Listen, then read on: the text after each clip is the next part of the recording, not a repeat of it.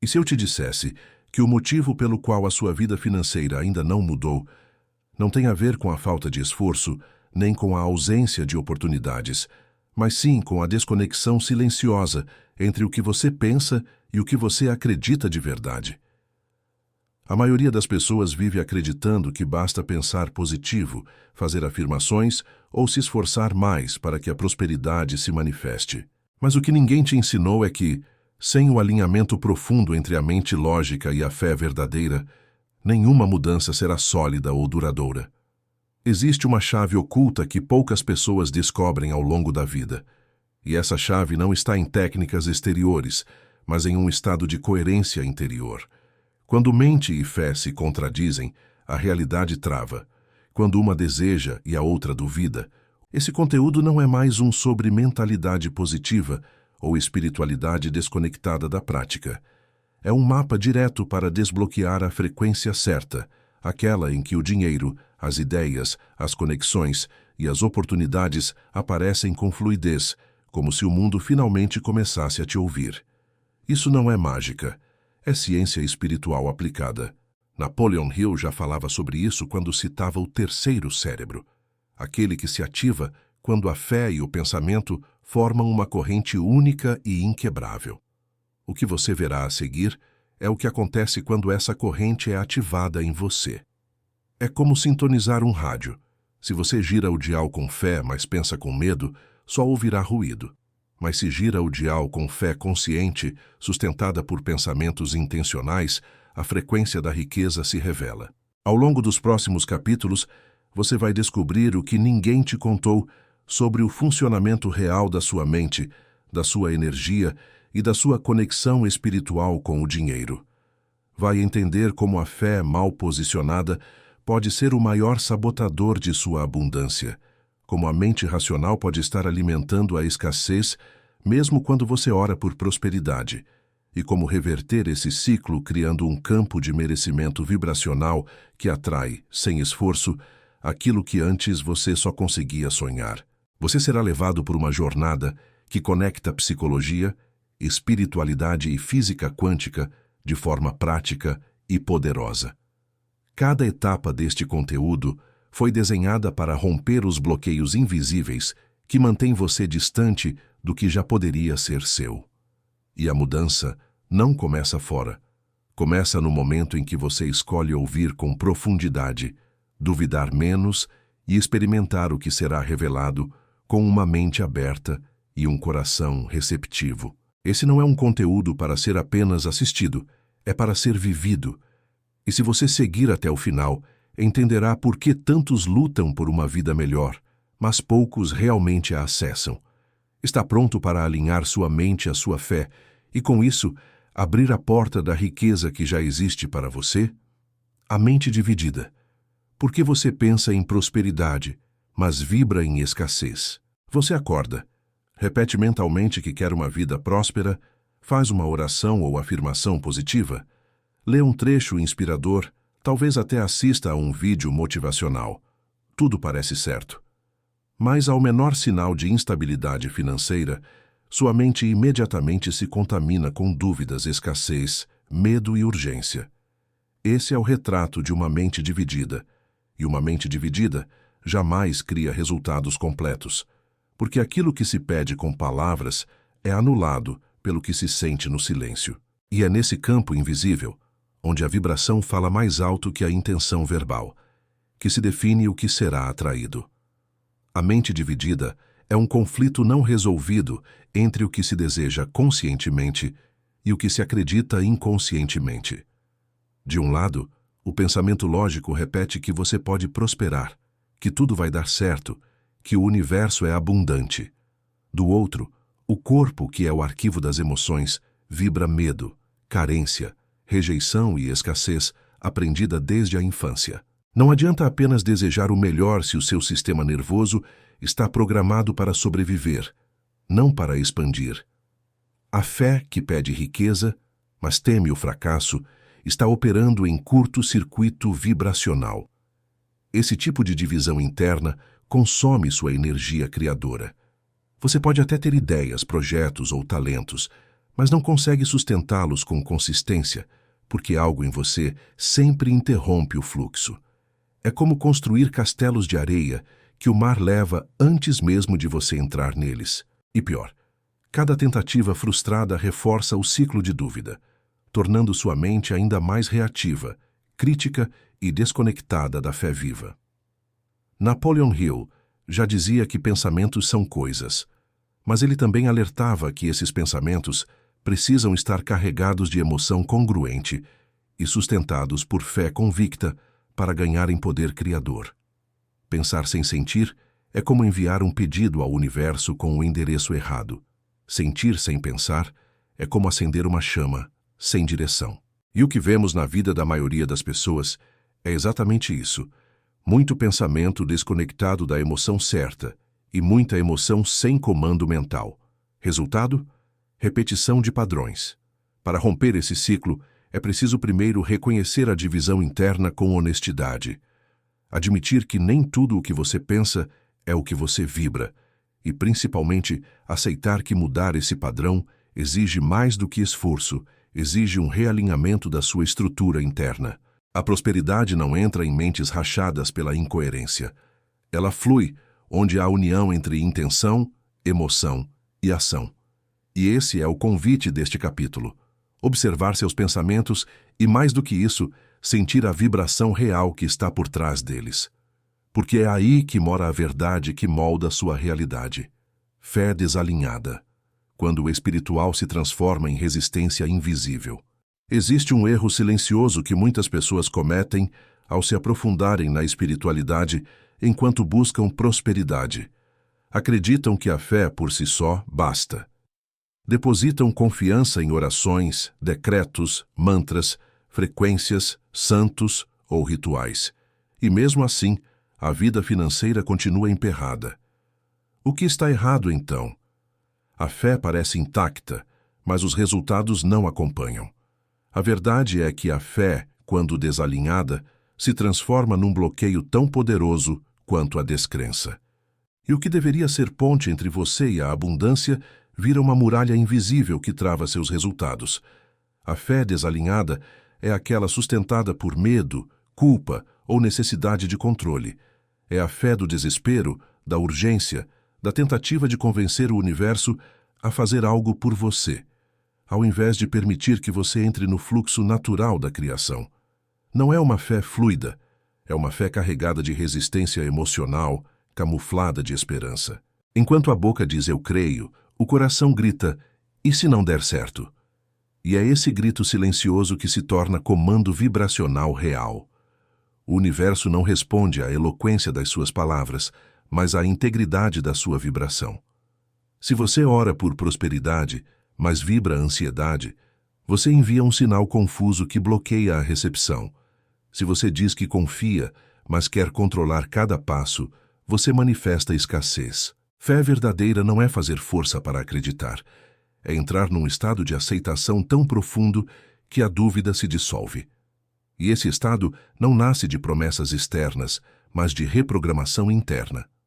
Napoleon Hill dizia que fé é o estado mental que pode ser induzido por repetição de afirmações, mas também alertava que sem emoção sincera, nada muda.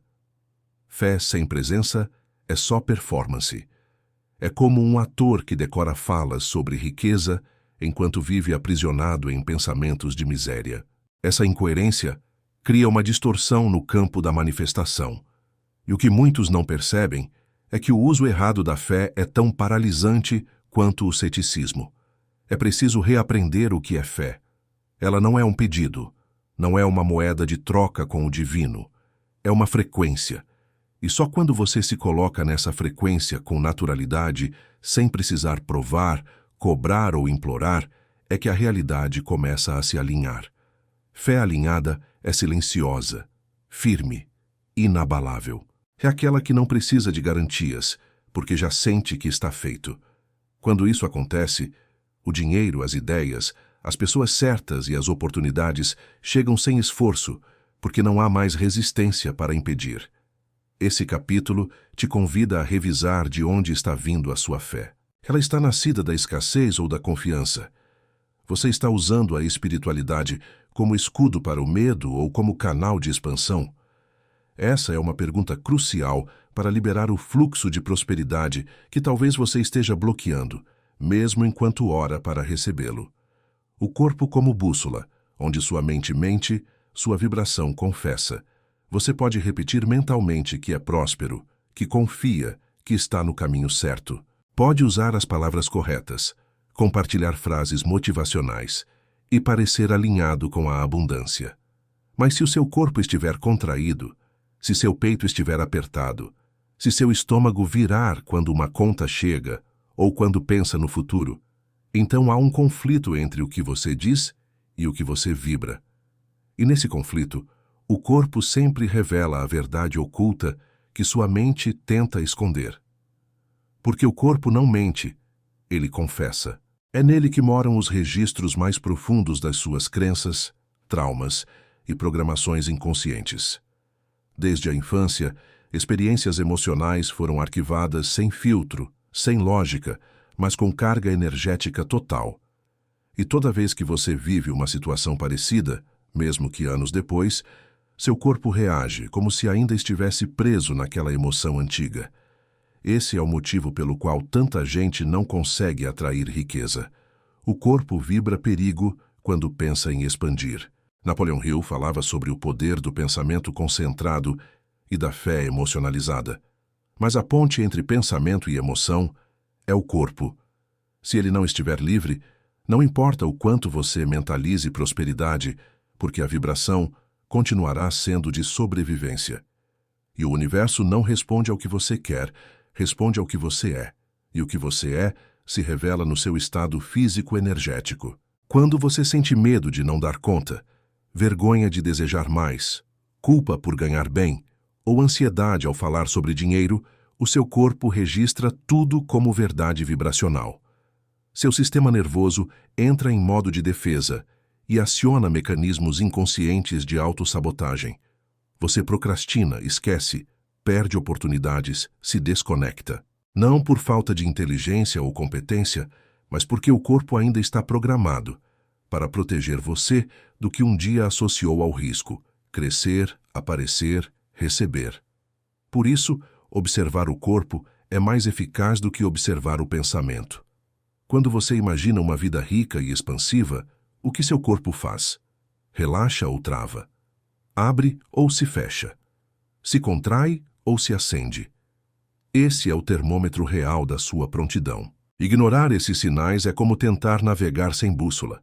Você até pode se mover, mas não chega ao destino.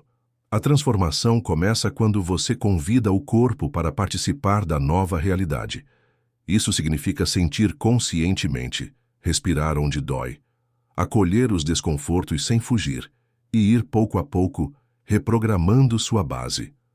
Prosperar não é só sobre saber mais, é sobre sentir diferente. E seu corpo é o melhor guia para mostrar se você realmente saiu do modo escassez e entrou no estado de riqueza.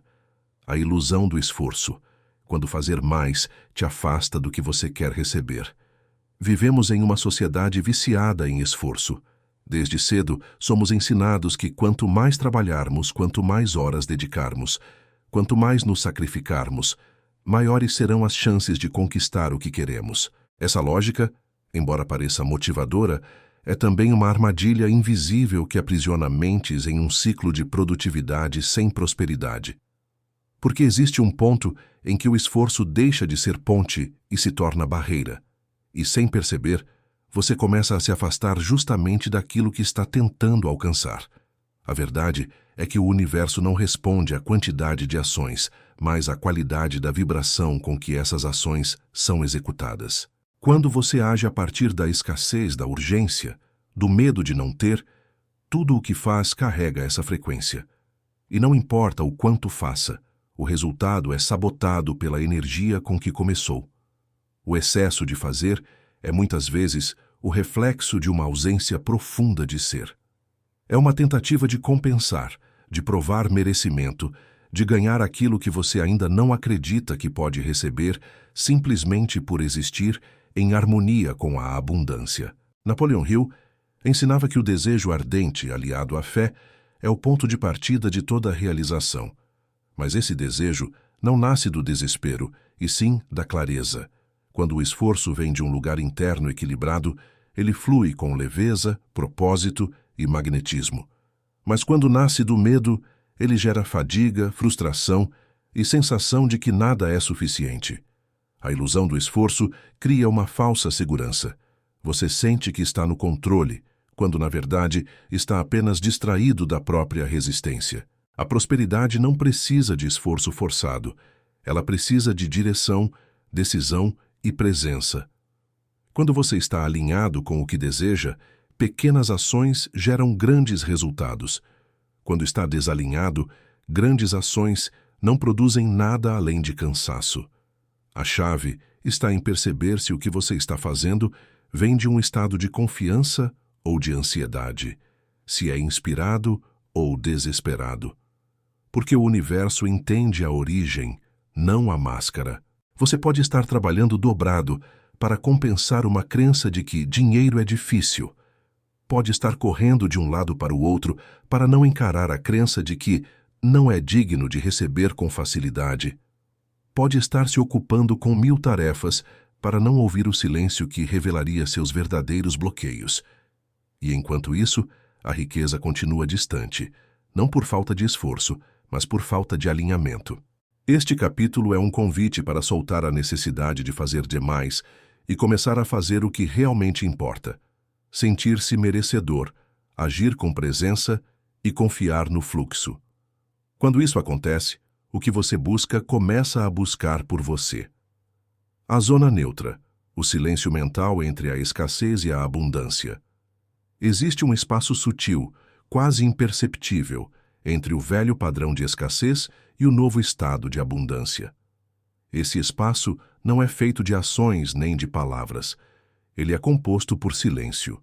Um silêncio que assusta a mente condicionada, mas que é essencial para a verdadeira transição de realidade. Esse lugar é a zona neutra, e é nela que muitos desistem, não por falta de potencial, mas por não suportarem o vazio entre o antigo eu e o novo que ainda está nascendo. Quando você decide romper com velhas crenças e hábitos escassos, imediatamente começa a criar uma nova frequência. Porém, antes que os resultados se manifestem, existe uma pausa. A mente se vê sem as antigas muletas e ainda não se sente firme para pisar no novo terreno. É como trocar a ponte enquanto ainda está atravessando o rio. E nesse meio do caminho, a tentação de voltar ao conhecido é grande. Porque, embora desconfortável, o antigo pelo menos era familiar. Já o novo exige confiança sem evidência. É aqui que o poder da fé verdadeira se revela. Fé não é apenas acreditar que algo vai acontecer, mas sustentar a energia do que você quer mesmo quando nada ainda aponta nessa direção. A zona neutra testa sua maturidade emocional, sua clareza de intenção e sua capacidade de permanecer com você mesmo. Porque não haverá barulho de aprovação, nem aplausos, nem sinais claros. Haverá apenas você, seu silêncio e o universo te observando para saber se você realmente mudou ou se só estava tentando manipular a realidade para receber algo. Napoleon Hill dizia que os pensamentos são coisas, mas o que ele não explicava com tanta ênfase é que entre o pensamento e a coisa existe o tempo da confiança. E nesse tempo, seu maior desafio será não agir por desespero, não buscar atalhos, não correr de volta para o conhecido. Esse intervalo é sagrado. É quando você começa a habitar a frequência daquilo que pediu antes de ver qualquer evidência. A maioria falha nessa etapa porque acredita que o silêncio é ausência. Mas, na verdade, o silêncio é prenúncio. É quando o universo reorganiza todas as peças que precisam se encaixar para o que você deseja acontecer. Sua mente pode duvidar, seu corpo pode inquietar, mas sua alma sabe. E é essa escuta interior que deve guiar seus passos nesse momento. Habitar a zona neutra com serenidade é a maior prova de que você se libertou da pressa do ego e passou a operar no tempo do espírito. Quem entende esse estágio não exige, não reclama, não força. Apenas permanece. E é nessa permanência que os milagres silenciosamente começam a se formar. Fé autocentrada. X fé expandida. Por que você ainda pede como quem duvida?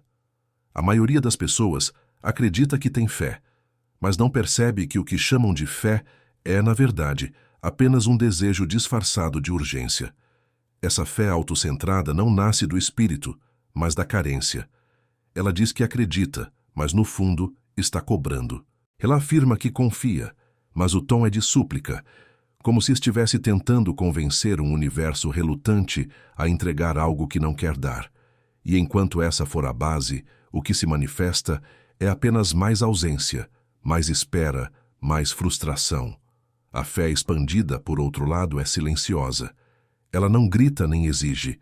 Ela já se sente em posse do que ainda não se materializou. Não por arrogância, mas por sintonia. Quem vive a fé expandida não pede do buraco da falta, mas da certeza interna de que o invisível é mais real que o visível. E essa convicção muda completamente a vibração do pedido, porque deixa de ser um clamor e se torna uma conexão. Napoleon Hill dizia que a fé é o elixir mágico que transforma pensamento em realidade. Mas o que muitos ignoram é que existe uma diferença entre pensar com fé e pensar com medo travestido de oração. A fé autocentrada é limitada, pequena, baseada na dúvida. Ela pede 1000 vezes a mesma coisa porque não acredita que foi ouvida. Já a fé expandida pede uma vez e depois age como quem já tem, não porque quer enganar o universo, mas porque sabe que já existe. A fé autocentrada está preocupada com como, quando e se vai acontecer. Ela monitora, compara, mede resultados e, no fundo, emite uma vibração de desconfiança, como se dissesse: eu duvido que vá acontecer, por isso fico verificando a todo momento.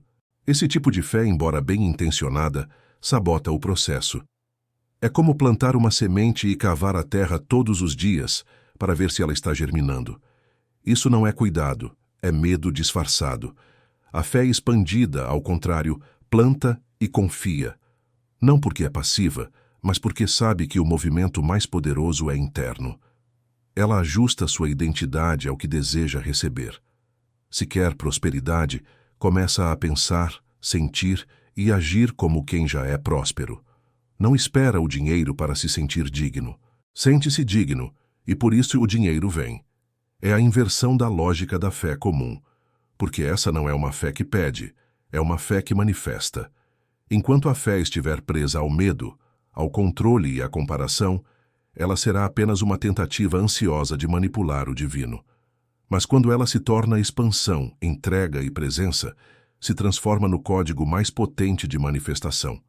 E aí, o que parecia distante começa a se aproximar com naturalidade. Não porque você forçou, mas porque finalmente saiu do caminho. O paradoxo da entrega. Como soltar o controle sem abandonar o desejo? O maior desafio para quem quer manifestar riqueza não está em desejar, mas em soltar o desejo depois de plantado. Existe uma linha tênue entre ter uma intenção clara e tentar controlar obsessivamente como ela vai se manifestar. E é justamente aí que mora o paradoxo. Como permanecer focado sem se apegar? Como desejar profundamente algo e, ao mesmo tempo, permitir que a vida se encarregue dos detalhes? Essa contradição só é resolvida quando se compreende a diferença entre intenção e apego. Intenção é direção, apego é prisão. Quando você fixa uma intenção e a solta com confiança, sua energia flui. Mas quando prende essa intenção ao controle, sua frequência se contrai. E o universo responde à sua vibração, não à sua intenção verbal. Se você pede riqueza com palavras, mas vibra medo de não tê-la, é o medo que se materializa, não o dinheiro. Napoleon Hill falava da importância de ter um desejo ardente, mas o que ele também deixava implícito é que esse desejo não pode ser contaminado por ansiedade. A ansiedade nasce da dúvida, e a dúvida interrompe o fluxo. Quando você solta o desejo com fé, ele começa a se mover em direção a você. Mas se você o segura com preocupação, ele permanece preso ao campo da intenção, sem força para atravessar para o mundo físico. Entregar não é desistir, é confiar. E confiar é um ato ativo, não passivo. Significa que você continua se movendo na direção do que quer, mas sem precisar provar nada, sem cobrar prazos, sem exigir sinais imediatos, porque você sabe que já está acontecendo, mesmo que ainda não veja.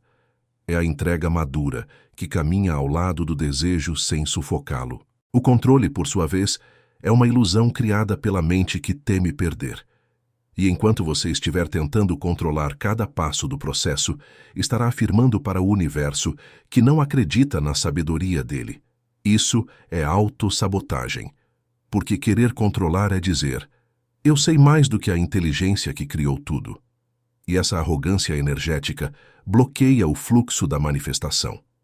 Soltar o controle é permitir que a realidade se molde de formas que talvez você nem tenha imaginado. É abrir espaço para o inesperado. É sair do caminho para que o que é maior do que você possa operar. E muitas vezes é justamente quando você solta que a coisa acontece. Não porque você parou de querer, mas porque finalmente confiou o suficiente para não precisar vigiar. O verdadeiro mestre da manifestação não é aquele que deseja com força, mas aquele que confia com profundidade, que planta o desejo e segue a vida com a certeza tranquila de que está a caminho. E é essa tranquilidade que se torna o campo fértil onde a realidade se dobra e responde. O código final: tornar-se o campo que atrai riqueza sem esforço. Chegar ao estágio em que você não corre mais atrás da riqueza, mas se torna o campo natural onde ela se manifesta, é o ápice da jornada entre mente e fé. Esse é o ponto onde o esforço é substituído por presença e a luta dá lugar a um magnetismo silencioso. A maioria passa a vida inteira tentando conquistar riqueza do lado de fora, sem perceber que a única conquista real acontece do lado de dentro.